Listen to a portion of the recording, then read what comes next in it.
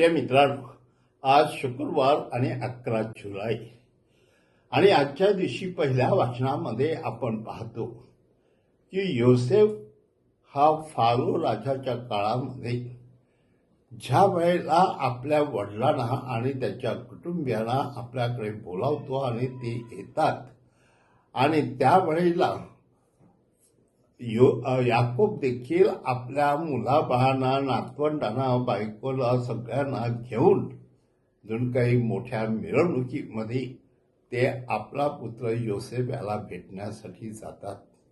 आणि योसेफ देखील त्यानंतर तेथून निघून गोशेन प्रांतामध्ये येतो त्यांचं स्वागत करण्यासाठी आणि त्यांना स्वीकारण्यासाठी.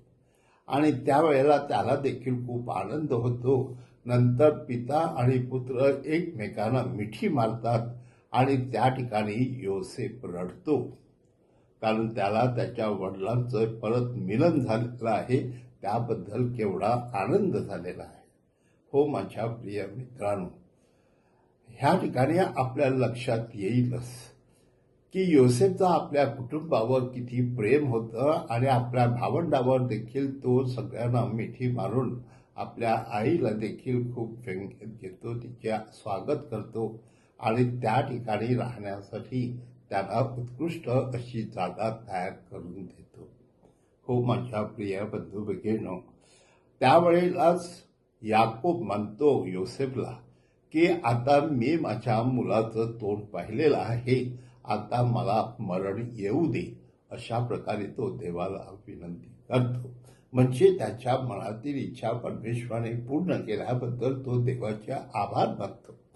हो माझ्या प्रिय बंधू भगिनींनो, शुभवर्तमानात देखील आपण पाहतो की येशू ख्रिस्त आपल्या शिष्याला ह्या जगात पाठवत असताना त्याचे देखील खूप आभार मानतो.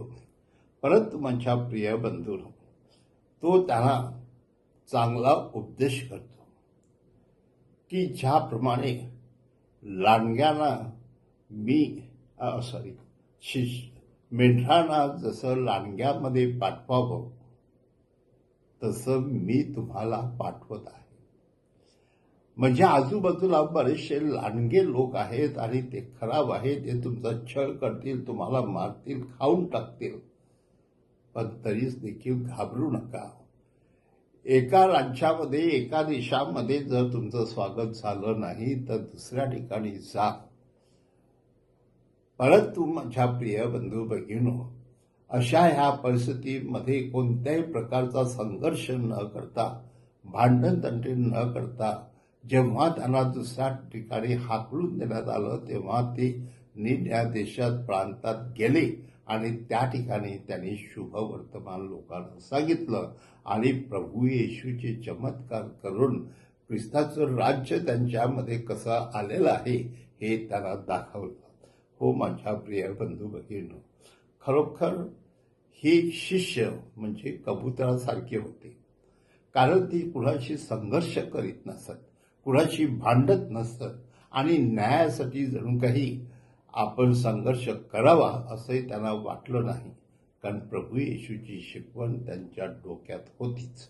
हो माझ्या प्रिय बंधू भगिनींनो, आजही आपण येशूच्या शिष्यांचा छळ भारताच्या कानाकोपऱ्यात झालेला आपण पाहतो. आणि आज अजूनही या 21व्या शतकामध्ये नुसत्या भारतामध्ये आपला सुवार्ता प्रसार झाला नाही तर संपूर्ण आशिया खंडामध्ये हा कधी होईल. आणि त्यासाठी आपल्याला पुढे पावलं टाकायची आहेत, पुढे जायचं आहे निष्ठेने की प्रभू येशू ख्रिस्ताने सांगितल्याप्रमाणे संपूर्ण जगात आपल्याला सुवार्ता द्यायची आहे. आणि म्हणून कदाचित अनेक वर्ष लागतील, पण शेवटी प्रभू येशू ख्रिस्ताचं स्वप्न पूर्ण होणारच, यावर आपण विश्वास ठेवणं आवश्यक आहे.